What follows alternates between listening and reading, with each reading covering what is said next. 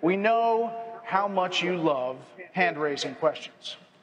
So we promise this is the only one tonight, the only one. Is there anyone on stage, and can I see hands, who is unwilling tonight to pledge your support to the eventual nominee of the Republican Party and pledge to not run an independent campaign against that person? Again, we're looking for you to raise your hand now. Raise your hand now if you won't make that pledge tonight. Mr. Trump. So, Mr. Trump, to be clear, you're standing on a Republican primary debate. I fully understand. The place where the RNC will give the nominee the nod. I fully understand. And that experts say an independent run would almost certainly hand the race over to Democrats and likely another Clinton. You can't say tonight that you can make that pledge. I cannot say. I have to respect the person that if it's not me, the person that wins. If I do win and I'm leading by quite a bit, that's what I want to do. I can totally make that pledge. If I'm the nominee, I will pledge I will not run as an independent. But and I am discussing it with everybody, but I'm talking about a lot of leverage. We want to win, and we will win. But I want to win as the Republican. I want to run as the Republican nominee. So tonight you can't say if another one of these... This is what's wrong. I mean, This is what's wrong. He buys and sells politicians of all stripes. He's already... Dr. Paul. Hey, look, he's already hedging his bet on the Clintons, okay? So if he doesn't run as a Republican, maybe he supports Clinton or maybe runs as an independent. Okay. But I'd say that he's already hedging his bets because he's used to buying politicians. Well, I've given him plenty of money. Just to be clear, you can't make it. We're going to move on. You're not going to make the pledge tonight. I will not make the pledge at this time. Okay.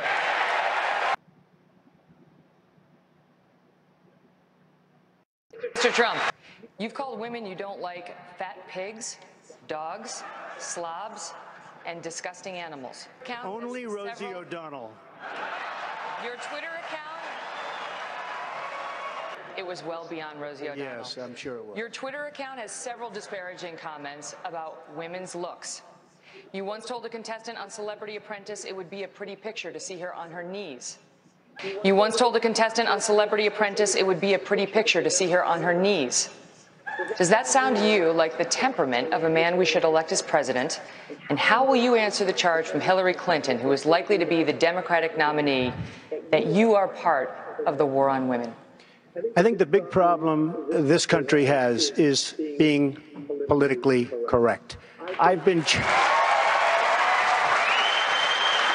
challenged by so many people, and I don't frankly have time for total political correctness. And to be honest with you, this country doesn't have time either. This country is in big trouble. We don't win anymore. We lose to China. We lose to Mexico, both in trade and at the border. We lose to everybody. And frankly, what I say, and oftentimes it's fun, it's kidding, we have a good time. What I say is what I say. And honestly, Megyn, if you don't like it, I'm sorry. I've been very nice to you, although I could probably maybe not be based on the way you have treated me, but I wouldn't do that. But you know what? We need strength, we need energy, we need quickness, and we need brain in this country to turn it around. That I can tell you right now.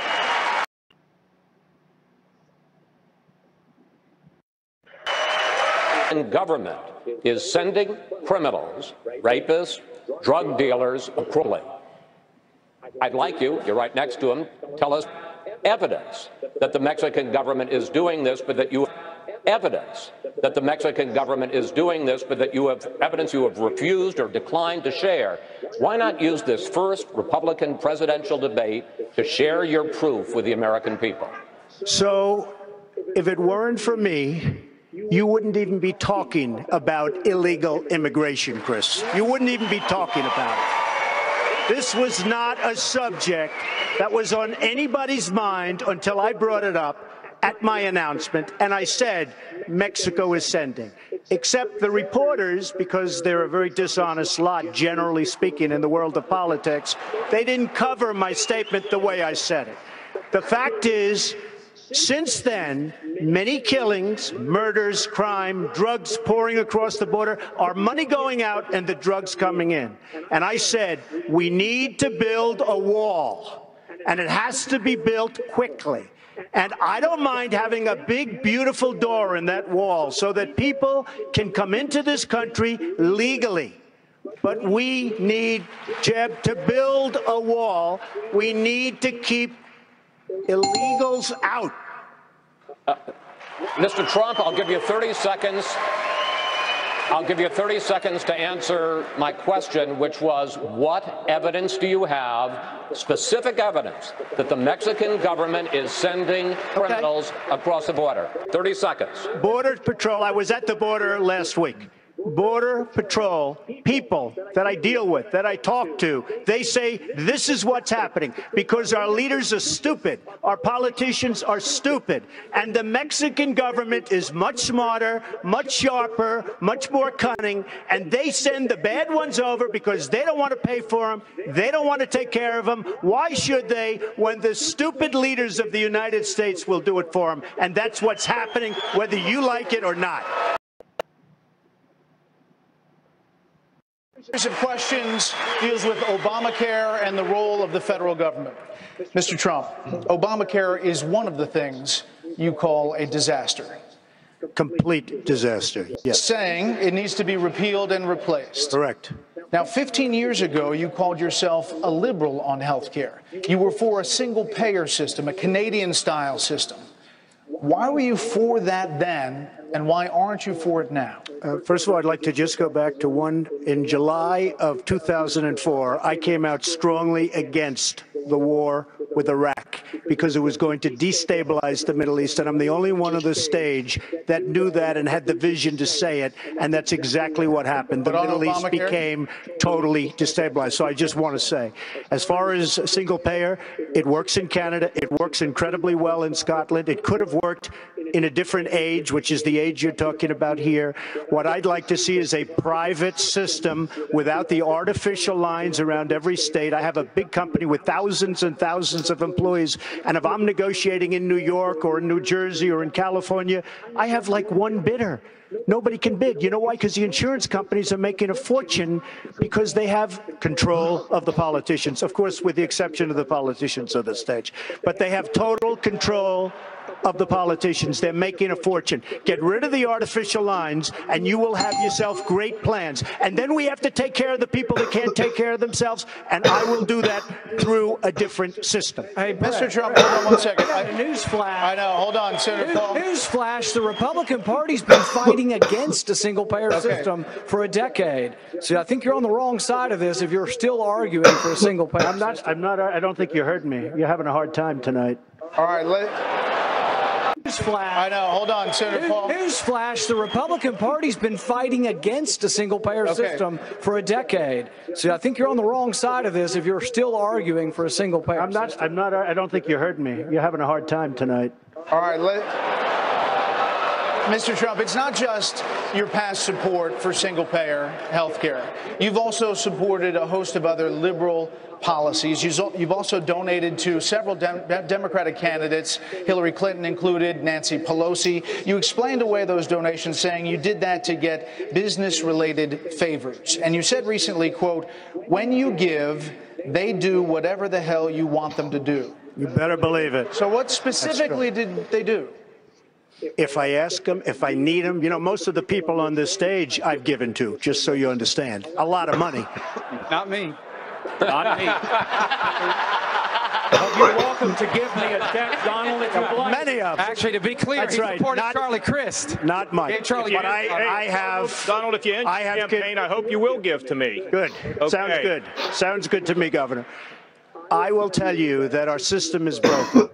I give to many people. Before 2 months ago, I was a businessman. I give to everybody. When they call, I give. And you know what? When I need something from them, 2 years later, 3 years later, I call them. They are there for me. So and that's a broken system. So what'd you get from Hillary Clinton and Nancy Pelosi? Well, I'll tell you what. With Hillary Clinton, I said, be at my wedding, and she came to my wedding. You know why? She had no choice because I gave. I gave to a foundation that, frankly, that foundation is supposed to do good. I didn't know her money would be used on private jets going all over the world. It was. But, okay? Mr. Trump, thank you. Hold on. We're gonna move on. We'll come back to you, Governor. Mr. Trump. Getting a little R-rated.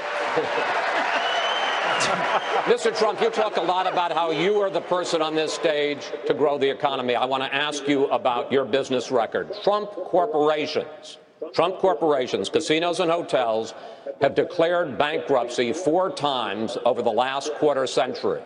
In 2011, you told Forbes magazine this: "I've used the laws of the country to my advantage." But at the same time, financial experts involved in those bankruptcies say that lenders to your companies lost billions of dollars. Question, sir, with that record, why should we trust you to run the nation's business? Because I have used the laws of this country, just like the greatest people that you read about every day in business have used the laws of this country, the chapter laws, to do a great job for my company, for myself, for my employees, for my family, etc. I have never gone bankrupt, by the way. I have never. But out of hundreds of deals, but sir, excuse me, that's your line, but your companies have gone bankrupt. Out of what am I saying? Out of hundreds of deals that I've done, hundreds, on 4 occasions, I've taken advantage of the laws of this country, like other people. I'm not going to name their names because I'm not going to embarrass, but virtually every person that you read about on the front page of the business sections, they've used the law. The difference is when somebody else uses those laws, nobody writes about it. When I use it, they say, oh, Trump, Trump, Trump.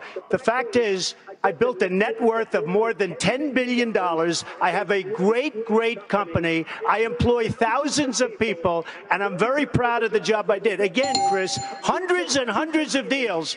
4 times I've taken advantage of the laws, and frankly, so has everybody else in my position. Well, sir, let's just talk about the latest example, which is Trump Entertainment Resorts, which went bankrupt in 2009. In that case alone, lenders to your company lost over $1 billion and more than 1,100 people were laid off. Well, is that the way that you run the country? Let me just tell you about the lenders. First of all, these lenders aren't babies. These are total killers. These are not the nice, sweet little people that you think, okay?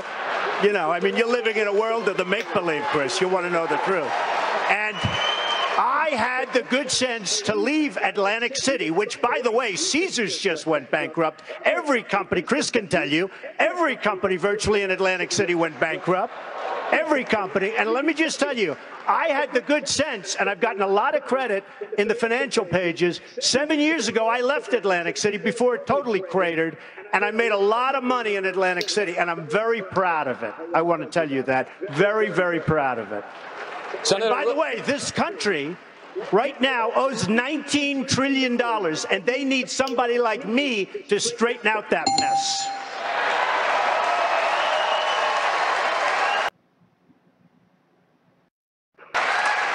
Mr. Trump, in 1999, you said you were, quote, very pro-choice, even supporting partial birth abortion. You favored an assault weapons ban as well. In 2004, you said in most cases you identified as a Democrat. Even in this campaign, your critics say you often sound more like a Democrat than a Republican, calling several of your opponents on this stage things like clowns and puppets. When did you actually become a Republican?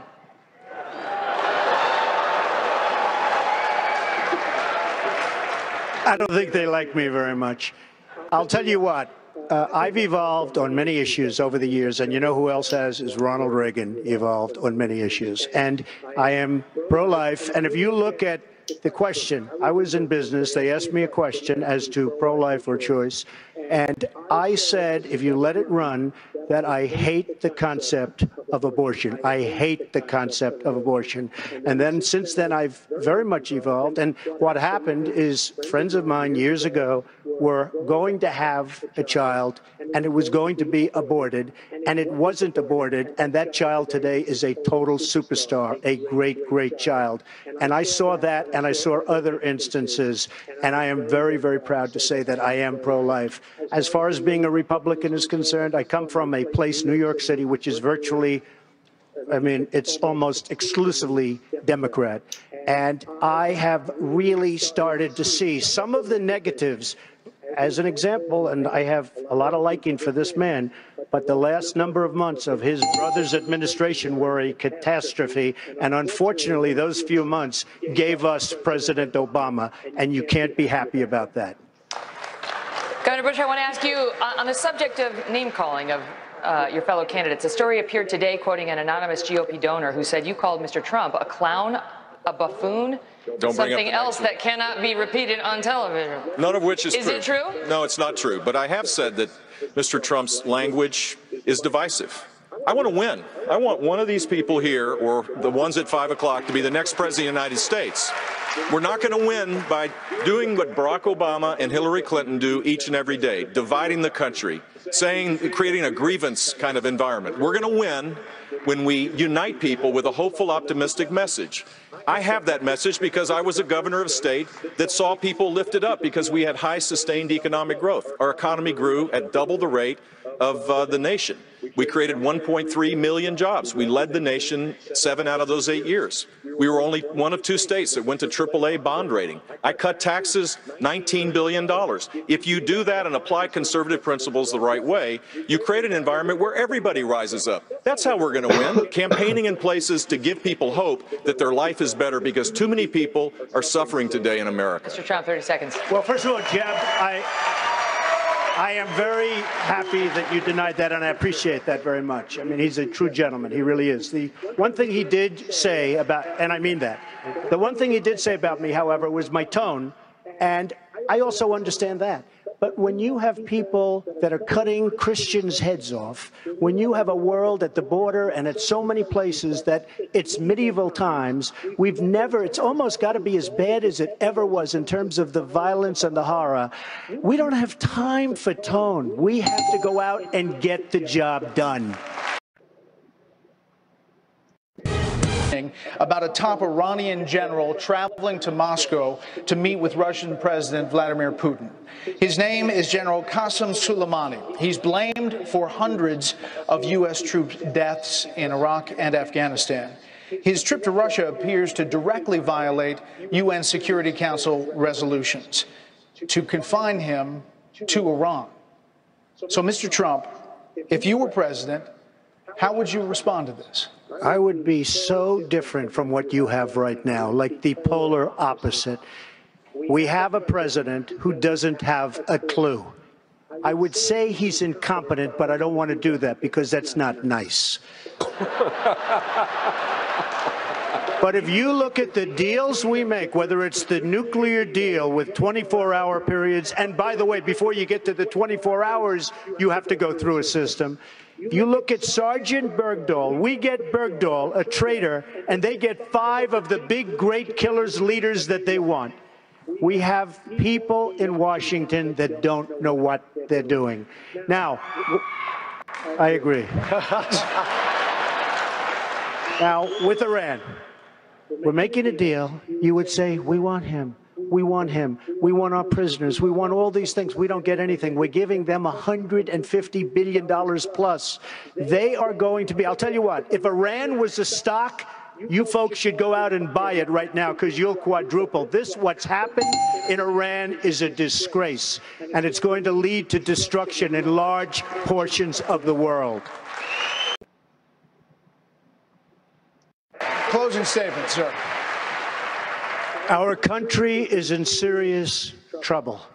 We don't win anymore. We don't beat China in trade. We don't beat Japan with their millions and millions of cars coming into this country in trade. We can't beat Mexico at the border or in trade. We can't do anything right. Our military has to be strengthened. Our vets have to be taken care of. We have to end Obamacare, and we have to make our country great again, and I will do that. Thank you. Gentlemen, thank you. It's over. That's it. You relieved? You were nervous before? They don't look relieved. They're like, get me out of here. Thank you all very much. And that will do it.